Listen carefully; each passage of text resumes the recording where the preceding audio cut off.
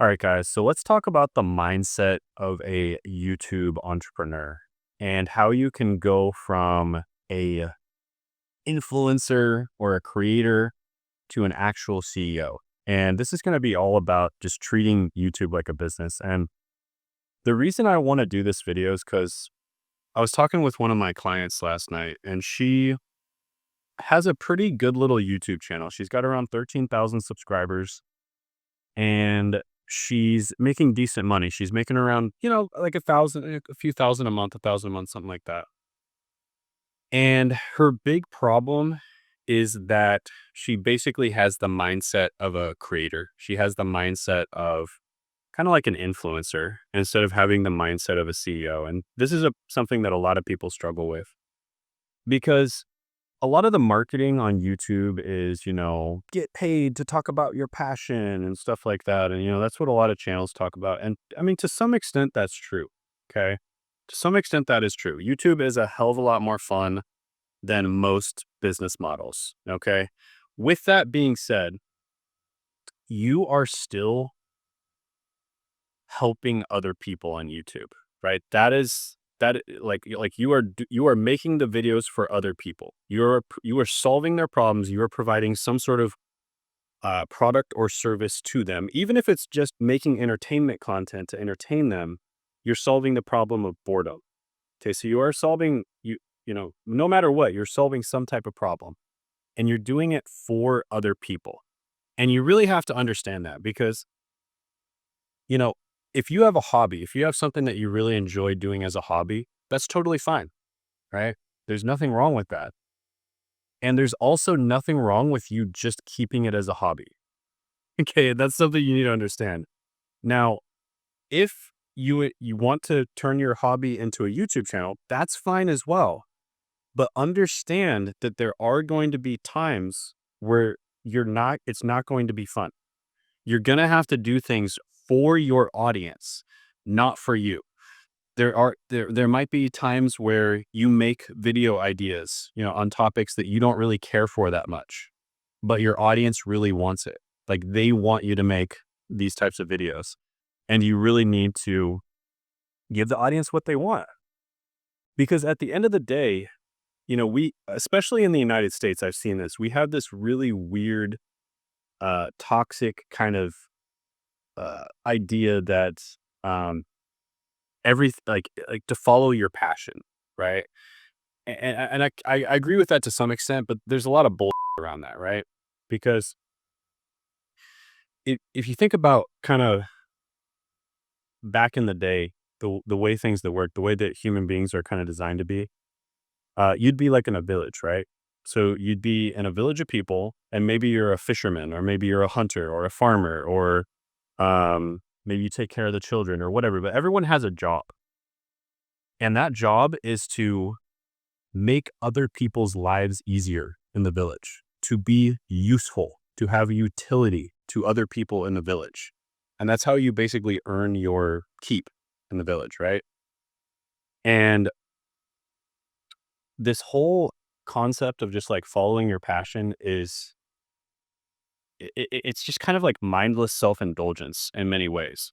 And if you can follow your passion and then a bunch of other people have the same passion, you can provide value to them, then that's great. And a lot of people have done that. But what you have to realize is it's not going to be fun all the time. Like making a ton of money is not always going to be fun. And starting a successful business is not always going to be fun because you have to pay attention to what your clients want, right? What they want is what matters. What the market needs is what really matters. And it's not your passion. And I'm not saying to do something that you hate by any means. You shouldn't do things that you hate. But like this whole concept of following your passion is, for the most part, it's a lot of it is kind of marketing bull, right? And so that's the first thing. You really need to treat your channel like a business, right? So the second thing is, and by the way, if you're wondering like what niche you should choose or something like that, or even if you've already chosen your niche, but you're kind of wondering how to position yourself within that niche on YouTube specifically, check out my niche validator. It'll be down below. It's basically a GPT where we uploaded hundreds of hours of conversation and content, etc., from our clients and from, live streams and coaching sessions that I've done. So it's almost like talking to me. And you basically get to talk to it back and forth. It's supposed to be like a chat bot that you can talk with back and forth. So check that out down in the description, the comment below. The second thing you need to do is let go of perfectionism. So this client that I was talking to last night, this is another problem that she had. Like her first problem was she kind of wanted to do things that were fun or whatever. And, again, like I'm not saying do things that you hate, but you need to pay more attention to what your clients actually want, right? Or what your viewers want. And the second thing that she needed to do is let go of perfectionism. So done is better than perfect. And you need to consistently put out content. And I have said many times on this channel why this is important. I've used 100 different analogies to explain why this is so important, but basically everything in life is a numbers game, and there's a pretty big barrier to entry for creating content, at least in people's minds there is. Like it's hard for them to create, long form YouTube videos. And so not a lot of people do. And because of that, you can just make a ton of long form videos on a lot of different topics. Make sure you give value in the topic, but you don't have to make them like some kind of freaking masterpiece, right? They don't have to be that good for putting them out on YouTube. They definitely don't have to be some kind of masterpiece by any means. And they basically just need to solve people's problems. Like that's the biggest thing. YouTube is basically replacing Google SEO as the go-to place that people go to solve problems, right? So even if it's like a super, super niche problem, like Stripe verification for e-com businesses from Vietnam, or, some ridiculously niche problem like that, like YouTube is slowly more and more going to be replacing, Google to solve those super niche problems. And those are the types of articles, by the way, that oftentimes will, they might not get many views, but they perform like crazy. They perform crazy well when it comes to the views they do get. So you need to stay consistent. You need to have a consistent upload schedule. This builds trust. It builds momentum over time. Just think about it like this. If you had a show that you really liked, but, you were watching it every Tuesday, and then all of a sudden they decided to not upload, or like the next episode just didn't come out, that would kind of break your trust in the show. And you probably would be like, you know what? I don't want to watch this show anymore. It's the same thing on YouTube. You need to stay top of mind. You need to stay on the top of people's minds. You need to consistently be uploading content at least once a week. This builds trust. It builds momentum. It makes you stay at the top of their mind. It makes them remember that you exist, right? Because your stuff will get promoted to them on YouTube. Like, oh yeah, I wonder how Shane's doing now. I haven't seen him in a while. And then they'll watch your content, and it's almost like they're hanging out with you on YouTube, right? So you got to stay consistent with an upload schedule. People will also learn, sometime whether you announce it or not, they'll learn when you upload, right? So they'll be like, oh yeah, Shane uploads around 3:00 p.m., or about 4:00 p.m. In my time. All right. And it'll be like, they'll kind of either subconsciously or consciously start looking out for when your videos get uploaded, right? So I recommend at least once a week. 3 times a week is perfect for education channels. And it's also really good cadence for trying out different ideas, right? Because at the end of the day, you're throwing stuff against the wall. And this, literally any business is like this to some extent. You're throwing stuff against the wall until something sticks. And then when it sticks, you throw that thing against the wall again and again, right? That's like the summary of any business ever. Now, there's more intelligent ways to throw stuff against the wall. There's things that are much more likely to stick than others. And you should definitely do those. And that's exactly what we teach people how to do. But at the end of the day, you got to put content out. If you're not swinging the bat, you're never going to hit the ball. If you're not taking the shots, you're never going to get the ball in the hoop, right? And then just focus on another really big thing when going from being a CEO to an entrepreneur is letting go of things and hiring other people, right? So that's another really big thing. A lot of people I work with, they think, and these are like moderately successful YouTubers, for instance, right? So they'll get maybe 100,000 subscribers or something, and they'll think no one else can make content like me. right? Like my content's unique. No one else can make content as good as me. And my answer to that is if you hired a like like how long are you spending on your video editing? They'll be like, "Oh, I'm spending, 3 hours editing a video." I asked them like, "Okay, so you're spending 3 hours editing a video. You're only able to put out 1 video per week because you have a full-time job or you're busy with other stuff. What if you hired a video editor 40 hours a week and they could spend 40 hours on the same video that you were only spending 3 hours on? Don't you think it would be better?"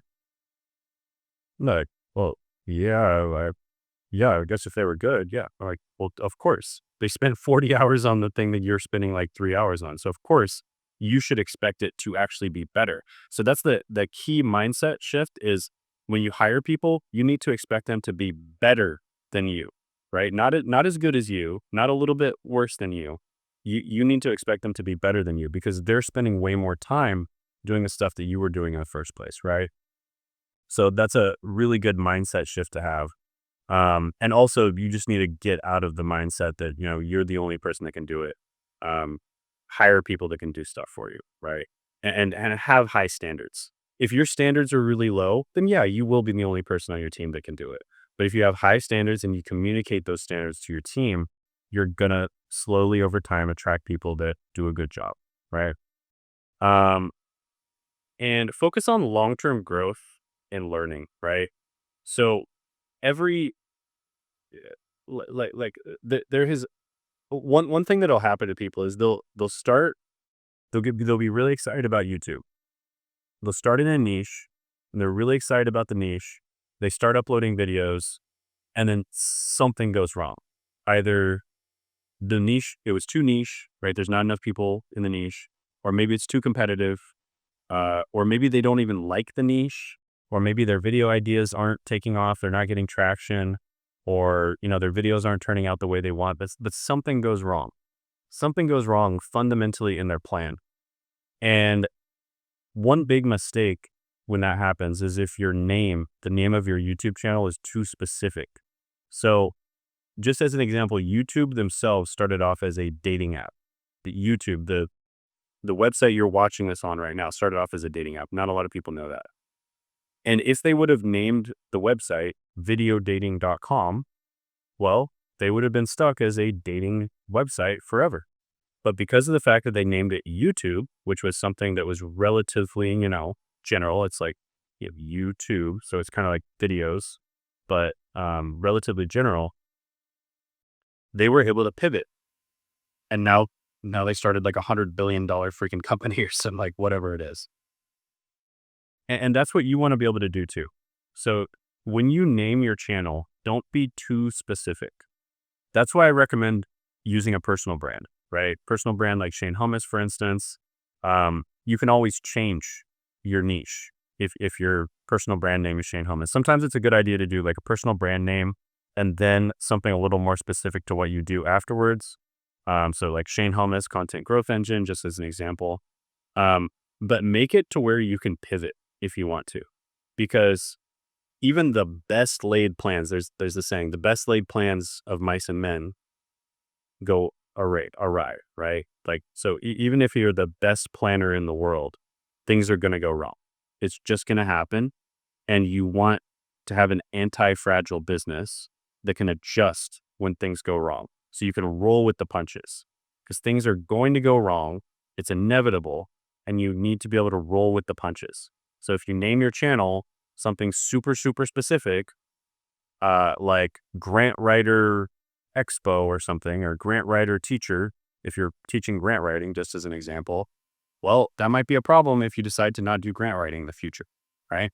Or maybe you decide to just pivot slightly to just like getting funding for businesses or something. Well, that's not quite grant writing. It's a little bit different, right? Even though a lot of people are probably interested in the same thing, it's still not quite grant writing, right? So don't hem yourself in, right? Don't pigeonhole yourself by doing stuff like that. And yeah, it's basically focusing on like long-term growth and just understanding that almost certainly you're going to pivot. And when you create a hybrid personal brand, you're going to be able to do that because the personal brand is your golden goose And all of your companies that you start with your personal brand are like the golden eggs. You can sell off part of the eggs, all the eggs, whatever you want, kind of like Elon Musk, right? He's got this massive personal brand. That's the golden goose. You never sell that. But then he laid these eggs, right, which are all of his companies, which he can sell parts of them or he can sell all of them at some point, and he can make a massive amount of money from that. So that's what you want to think of when it comes to your personal brand, right? So, uh, you do want to start off niche. You want to start off, helping a very specific type of person do something very specific. But just know that down the line, especially once your personal brand grows, you can have multiple companies using your personal brand, and that's totally fine. It's not a big deal. Um, so yeah, just focus on the long-term growth. Focus on the long term. Focus on giving as much value as possible to people. This is another difference between like kind of being a creator versus being a CEO. Funny enough, a lot of the time I'll notice that creators fall under one of two spectrums. Either they're kind of a people pleaser and they just make really good content that helps people, but then they don't have any monetization strategy. That's one side. And then the other side of people that come to me for help is they actually really try way too hard to sell people. They're just like constantly like selling like crazy. And it's because they're like really trying to monetize their channel because they need to, right? They have to monetize their channel. So they're overselling. And the truth is, like, as a CEO, that you need to understand that there's multiple different types of value. So one type of value obviously is money. Money is supposed to be a store of value. But another type of value is goodwill. And if you help a ton of people in your niche, just give them a ton of value and expect absolutely nothing in return, you're going to build up a bunch of goodwill, and goodwill compounds faster than money does. So this is exactly what Alex Ramosi did. You'll notice, like, when he first started, he would say at the beginning of every single video, "I have nothing to sell you."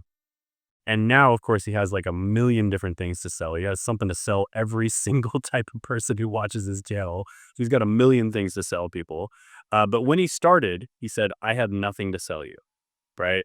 And that was absolutely brilliant because he built up so much goodwill with his audience by simply saying, "I have nothing to sell you," that their guard came down. Right. And he built up so much goodwill with his audience. And then later on, after he'd built up all that goodwill and he'd grown his audience incredibly quickly, of course, he then had things to sell people, right? So that's another thing to understand is, like, as a CEO, you need to play the long game, right? We're not talking about tactics. We're talking about strategy, right? And playing the long game, right? Now, and that's when you want to ask yourself questions like, what is your goal 5 years from now? Is your goal to have a massive personal brand and be like semi-famous? Or is your goal to just have like a lead generation machine where you might not be getting that many views, but it's just generating leads like an absolute machine? And like every single video you make is like a little soldier that goes out and gets leads for you to follow up with, right? What do you want, right? What is your goal with your channel? You need to really think about that, right? So if you want help with this, we basically work with busy business owners, coaches, consultants, online service providers, agency owners, course sellers, etc. We even work with SaaS companies from time to time, like B2B SaaS. And then we also work with creators who are trying to really go pro with YouTube, right? And treat it like a business, right? We help people to get views, get subscribers, do it sustainably without taking much of their time, systematize it, in some cases actually hire people, right, to run it for them, and then also monetize, right? So we help people just take care of everything involved with a YouTube business, the funnels, all of it. And if that is at all interesting to you, right, maybe just one of the things, like the hiring part, is interesting to you, go ahead, book a call down in the description and a fan comment below. Talk to my team. We'll figure out what your problem is, what your goal is, figure out a plan to get from where you are now to your goal, and see if we're a good fit to work together or not.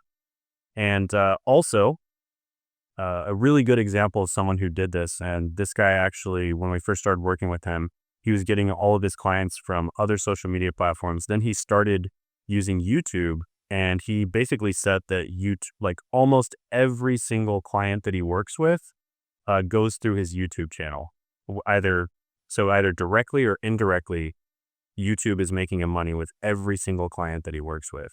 And so you can check out that case study by clicking right here.